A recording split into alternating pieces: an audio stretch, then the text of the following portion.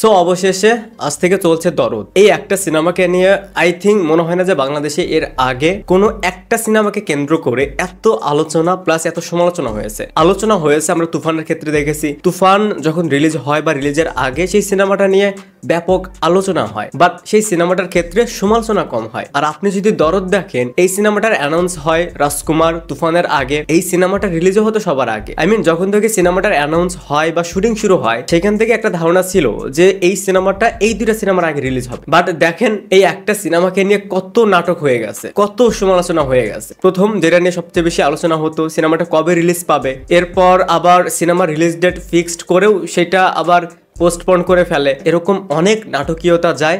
Even এই সিনেমার গানগুলো কবে আসবে এটা নিয়েও প্রায় 1 মাস নাটক চলে। সব শেষে সিনেমাটা আজ সারা দেশে চলছে। এই চ্যানেলের পক্ষ থেকে এতটুকু বলার যে এই সিনেমাটাকে নিয়ে হয়তো অনেকের অনেক রকমের এক ধরনের হতাশা থাকে না, যেটা যে এতবার আপডেট দিয়েছে, সেই আপডেট অনুযায়ী কোনো কিছু করতে পারেনি, কোনো গান দিতে পারেনি সেই আপডেট অনুযায়ী সেই সময়ে। সো এটার কারণে অনেকে হয়তো এই ডিসিশনও নিয়েছে যে সিনেমাটা আর দেখবো না। এরকম অনেক রয়েছে যারা ফ্যান বেস তারা হয়তো দেখবে, বাট এর বাইরেও কিছু অডিয়েন্স থাকে যারা হয়তো এই রিজনগুলোর কারণে তাদের হয়তো আর সেই ইচ্ছাটা নেই। বাট এতটুকুই বলার যে সব শেষে সিনেমাটা আমাদের সুপারস্টার শাকিব খানের, আর ঈদের বাইরে এরকম একটা সিনেমা রিলিজ হচ্ছে, এত বড় একটা বাজেটের সিনেমা, অনেক বড় একটা সিনেমা। সো সবারই উচিত সিনেমাটা দেখা। ঈদের বাইরে এই সিনেমাটা যদি হিট হয়, এই একটা সিনেমার দিকে কিন্তু পুরো ইন্ডাস্ট্রি তাকিয়ে আছে। ঈদের বাইরে এসে যদি এই সিনেমাটা হিট হয়, এরপরে এত বড় বাজেটের একটা সিনেমা যেখানে সুপারস্টার শাকিব খান, সো আর পরবর্তীতে আর কেউই কিন্তু ঈদের বাইরে সিনেমা রিলিজ করতে চাইবে না।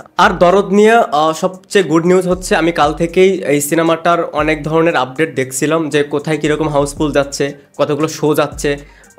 সত্যি কথা বলতে মাল্টিপ্লেক্সে কিন্তু দারুণ রেসপন্স পাচ্ছে, বিশেষ করে advance booking A. I think advance booking দিয়েই রাজকুমারের যে ফার্স্ট ডের কালেকশন ছিল সেটাকেও বিট করে দিয়েছে। এছাড়া সিঙ্গেল স্ক্রিনের কথা এক্সট্রা ভাবে হয়তো আপনাদেরকে মেনশন করতে হবে না। আর একসাথে আই থিঙ্ক অনেকগুলা সিনেমা হলেও চলছে। ঈদের বাইরে এসে এতগুলো যে সিনেমা হল পেয়েছে এটাও কিন্তু অনেক। আমরা দেখি যে সারা বছর যে সিনেমা হলগুলো বন্ধ থাকে সেইগুলো কিন্তু ঈদের সময় খোলা হয়, বাট দরদের জন্য কিন্তু সেই সিনেমা হলগুলো এখন ওপেন, সেখানেও কিন্তু সিনেমাটা চলবে। দরদের স্টোরি নিয়ে এর আগে একটা প্রেডিকশন ভিডিও বানিয়েছিলাম।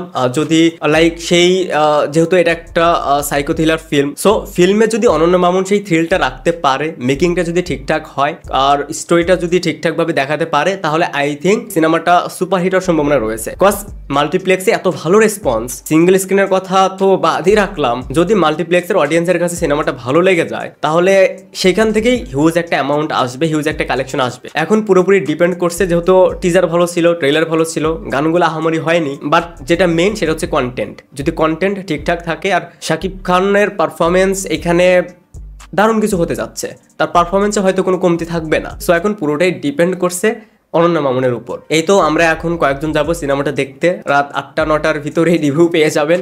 আর আপনারাও চলে যান দরদ দেখতে, দরদকে দরদ ভরা ভালোবাসা দিন। Thanks for watching, by.